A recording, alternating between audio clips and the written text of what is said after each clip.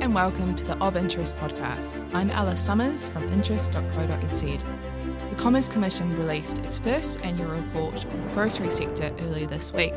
At 123 pages, the report paints a picture of grocery competition in New Zealand is still being limited and muted, despite the Commission's attempts to tackle it.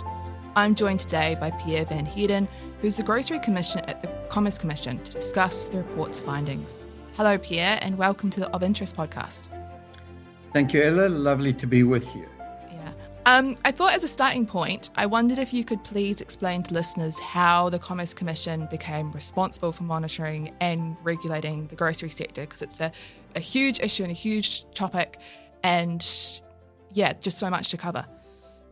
There is a lot, and it's a huge and complex sector as well. So the start of this came about with a market study into the grocery sector. That market study was released in 2022, and the government and the opposition at the time worked through a legislative program where the Grocery Industry Competition Act was put into place.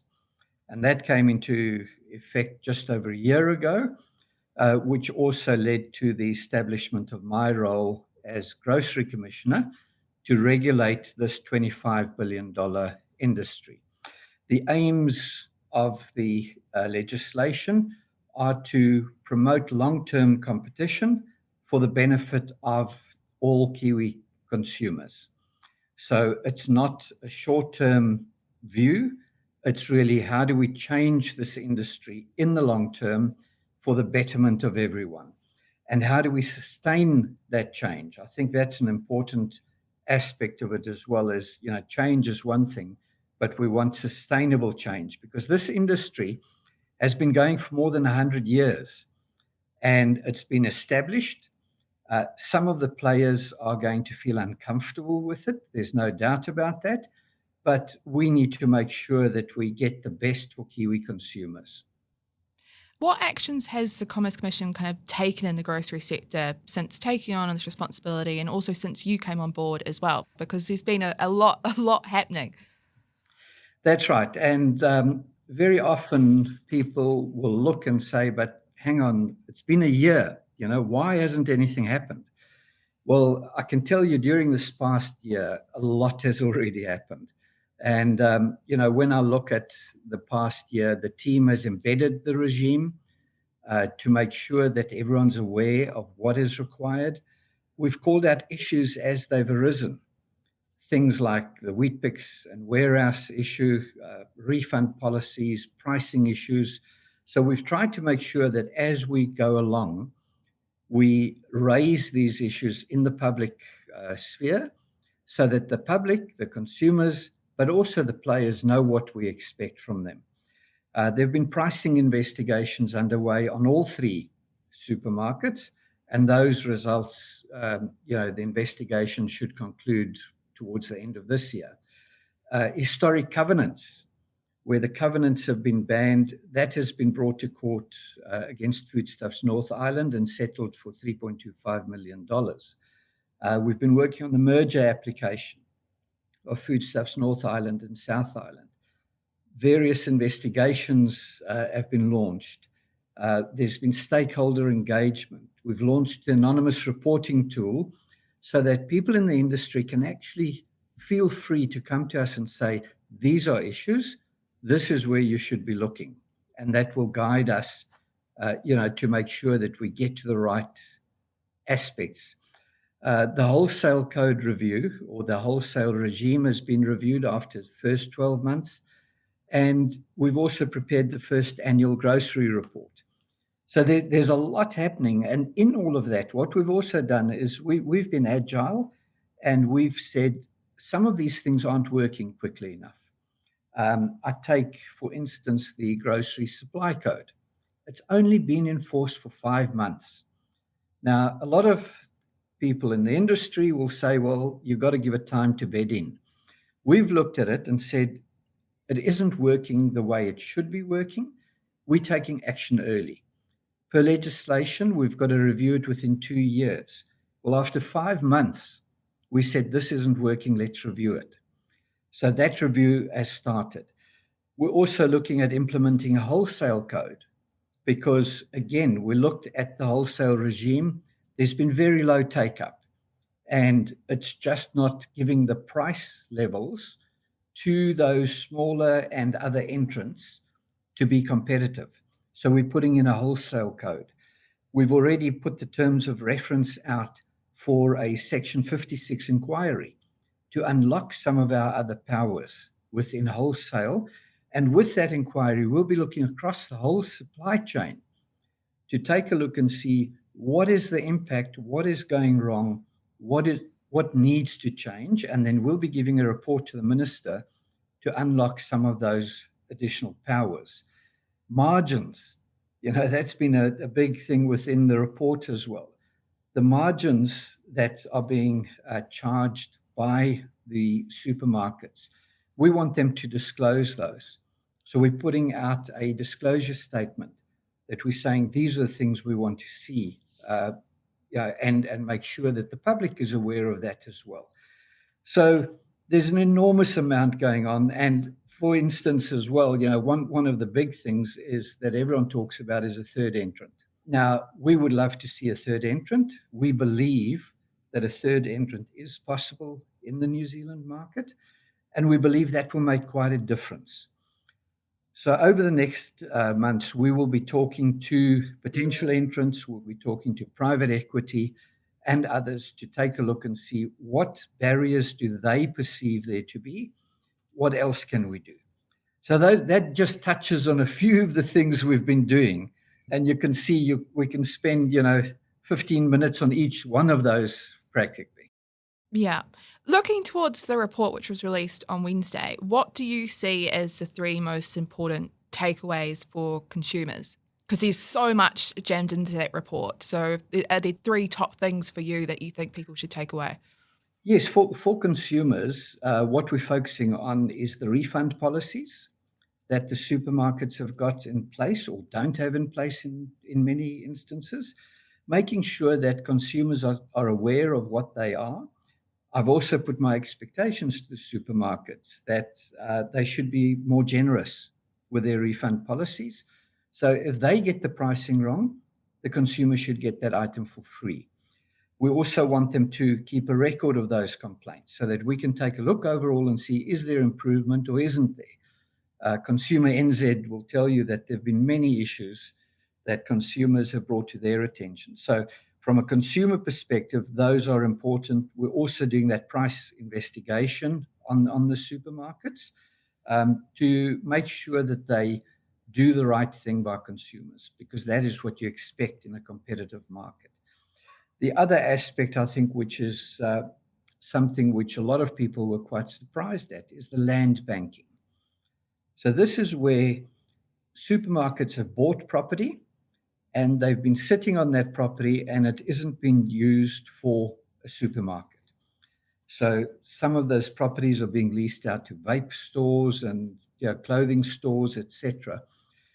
We are doing a report and an investigation on that to see how big is this, how many properties are they, where are they, and then we will report back and show it to the minister as well so that we can determine next actions. And if under the Commerce Act we can see that they were done in order to hold competitors out, we will be taking action on those as well. So those are sort of, if I to take two aspects of everything that's in there, those are fairly important ones for us. On the topic of that land banking, because I find that really interesting and not really talked about before as well.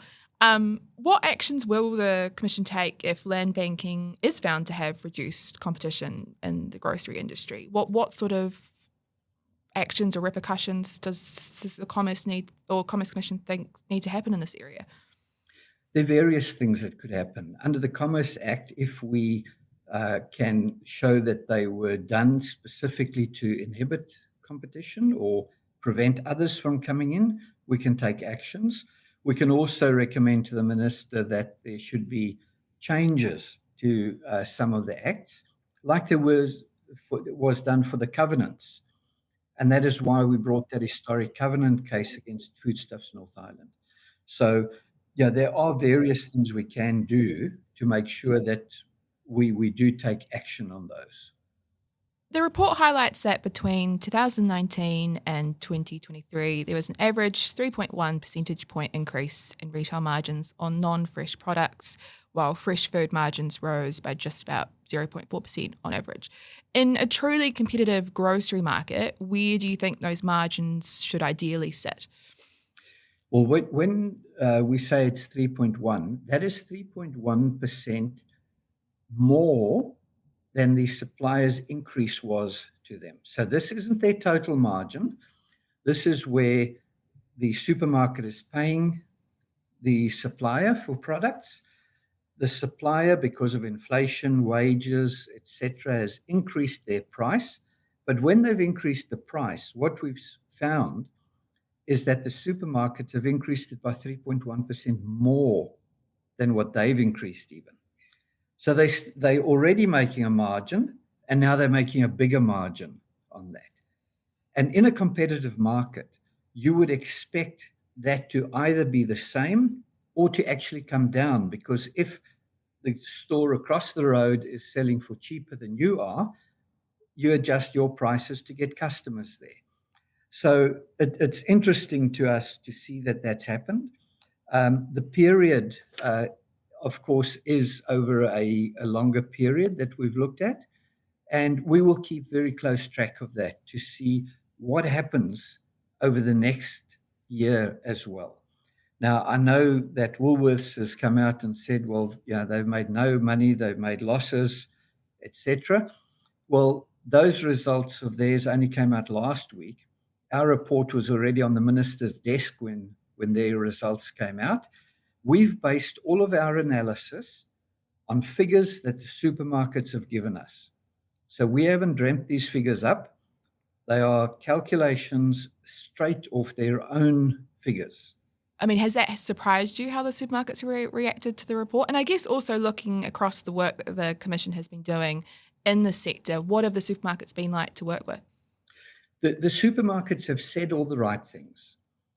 If you look at the comments that both the major supermarkets have put out since the report came out, they all say they will work with us, they support the objectives, but I want those words to change into actions. I want to actually see it happening. You know, I look at, for instance, the refund policies and the pricing issues. We've raised that now with them since I started. And quite honestly, the response has been, yes, we're getting it done, but the actual actions have been slow. So I'd like to see them ramping up those actions and letting their actions be the same as what they're telling us, that they're happy to work with us to get things done. The Commission, when the report came out, said it would be moving with urgency to improve the levels of uptake in the wholesale market, and that was something you kind of touched on before as well. But take me through why you're launching that wholesale access inquiry in a bit more detail, because I think that's quite interesting. Yes, at the moment, smaller retailers and other players coming into the market, the wholesale regime was put in place so that they can access groceries, because that's a major issue for anyone coming into the market, because suppliers are supplying the two big chains, and now a third one comes in, and it's difficult to get the level of supplies at the price that will be competitive. Aldi had the same issue in Australia when they went in there. A lot of suppliers were reluctant to supply them because of the pressure that the big supermarkets put on them. So what we want to do with this regime, and both supermarkets, or both chains, if I can put it that, because there are three of them. There's Foodstuffs South Island, North Island, and also Woolworths. I'm just referring to them two because in each island there are only two main ones. They are obliged to have a wholesale offering. The issue with that offering at the moment is that there's interest, but when those smaller supermarkets or third players that want to come in go and look at the pricing, they can actually go into the store and often buy them cheaper in store than they can on the wholesale Now, that is just wrong. You're never going to get it working if it's going to operate like that. So we are bringing in a wholesale code, which is going to give guidelines and say, this is the way that we expect it to be done. And then with our Section 56 inquiry that we're doing in conjunction with that, we will be looking at, are there any other powers in the Act that can be unlocked? Because at the moment, there are certain what we call backstop powers that can only be unlocked with an inquiry. So we will do that inquiry, we'll take a look at the results of that, and then give a report to the minister. And the minister is the one that then has to unlock those powers. One of those powers is non-discriminatory pricing. So anyone who buys from the wholesaler should be able to buy under non-discriminatory pricing at exactly the same price as they're supplying their own stores. Now, if that happens, then you're going to see real competition coming about. A problem with that is trade spend, which suppliers give to the supermarkets to have all the specials. So when you see a special in the supermarket, that's not the supermarket being gracious and saying, you know, we love you all, you're our customers, we're going to give you a better price on this. That's the supplier giving money to the supermarket to reduce the price. The supermarket might sometimes put in a few cents on it, but the majority of that is from suppliers. None of that is going into the wholesale. And that is why you can buy it cheaper in store a lot of the time than you can through the wholesale regime. So it's quite complex, and for someone who hasn't been in the industry, they might look at this and their eyes glaze over and say, "Oh, boy, this just sounds sounds like something I don't understand." But the bottom line is, we want the wholesale regime to give pricing to smaller competitors and anyone coming into the market. For instance, the warehouse, if they wanted to buy off that, they should be able to get it at the price that Woolworths and Foodstuffs are selling to their own stores, because then they can be competitive. And if someone then takes a smaller margin, that's going to create competition. And we've seen a bit of that, for instance, in butter. Now, the warehouse group only has a limited offering, but the offer that they have, they try and bring in at a very good price. So with butter, we have noticed as we've looked that the other competing stores have reduced their price on butter because the warehouse has reduced their price. So that is what competition does. And that's what we want to see in the long term. And we want it sustainable, because if you go and buy butter, you know, there shouldn't be a big margin. Milk is the same thing. You know, we're a country of milk producers. We export our milk. We send it all over the world. And yet, milk is very profitable in the supermarkets to the supermarkets. So how do we reduce those margins so that we can make sure that others can come in and compete effectively against them? I think it's really interesting about what the Commission had concluded in the report about New Zealand does need a third major network of supermarkets, another supermarket player. Does that, in the Commission's eyes or your eyes, does that player need to be huge, or could it be a smaller grocery player? I think it can be a combination. We would like to see someone who can come in and has the scale to do it nationally, because that's the way they're going to get the best prices from suppliers. They can get good trade spend or discounts in their stores as well. Because when I look at Auckland as an example, in Auckland, the concentration or the market share of the major supermarkets has come down by 4%, from 74 to I think it's 70%. What has caused that? Costco coming into the market. A lot of the Asian supermarkets are growing, and we've just seen Foodies open, and they sold out, from what I've seen, 4 weeks stock in 3 days.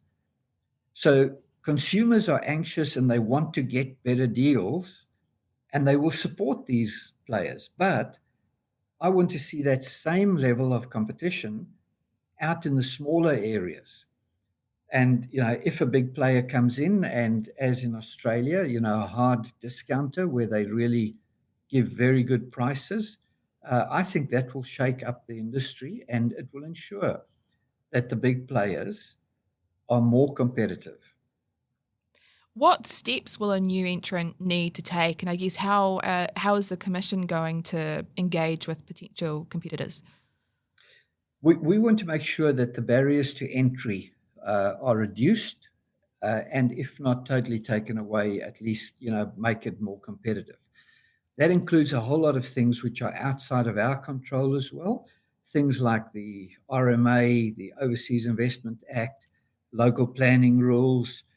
Because what we've been told by these players is when they come and they want to open up a large store in New Zealand, the cost to get a spade in the ground is double that of Australia. Now, that is significant. And when they look at, do we open up a store in Wagga Wagga or Tamworth or wherever in Australia versus coming to open up in Auckland, where there is massive, demand, or any of the other centres really, the cost is double that of Australia, and the time frame often is more than double as well. So when they do their business cases, they look at that and say, well, we're going to be better off by going elsewhere rather than here. Now, the government is saying that they're going to change things to make New Zealand more competitive for international players. And that's really what we're looking at is there anything else? Supply of goods is a big thing. And we recognize that. That's why we want to make sure the wholesale supply works, at least for the initial stages, because direct supply, any large player will want direct relationship with the suppliers. So there are a number of factors all impacting on a third player's ability to come into the country and to be profitable. Wow, I had no idea the difference between setting up shop in Australia versus New Zealand. It's kind of hard to wrap your head around when you think of the country's size difference, but the more you know. And the thing with that is when the big players are telling you this is what's happening out there, you've got to take notice. Costco, I'm sure, in talking to them, would have had more stores in New Zealand by now if it wasn't for those constraints, because their Auckland store is doing really well. Foodstuffs, which makes up half of New Zealand's super duopoly through its two co-ops, they're currently seeking approval to merge its North Island and South Island cooperative. From your perspective as Grocery Commissioner, how might this merger impact competition in the grocery sector? That application is currently before us, and we are busy going through the process to evaluate it. And we expect a decision out on the 1st of October, very early in October. So it would be totally inappropriate for me to make any comments on that at this point. Is there anything else from the grocery report this week that you think it's either really surprised you or maybe something that you think is really important that people take from it? I think what we need to look at and never lose sight of is there's no one silver bullet. If there was, it would be easy. Being a very complex, large $25 billion industry, we've got to use all of our powers and all of the tools we have and unlock additional ones so that we can use all of them in a concerted effort to get change. Any one tool by itself, one can look at and say, is that really going to make a difference? And quite honestly, one tool by itself won't make a difference. But it's the combination of everything that will drive change. Because we mustn't lose sight of the fact that what we want is long-term, meaningful, sustainable change for Kiwi consumers. Thank you so much for talking to me today. I'm Ella Summers from interest.co.nz, and that was Pierre van Heerden, the Grocery Commissioner, talking to me about the Commerce Commission's first ever annual grocery report and what's next for competition in New Zealand's grocery sector.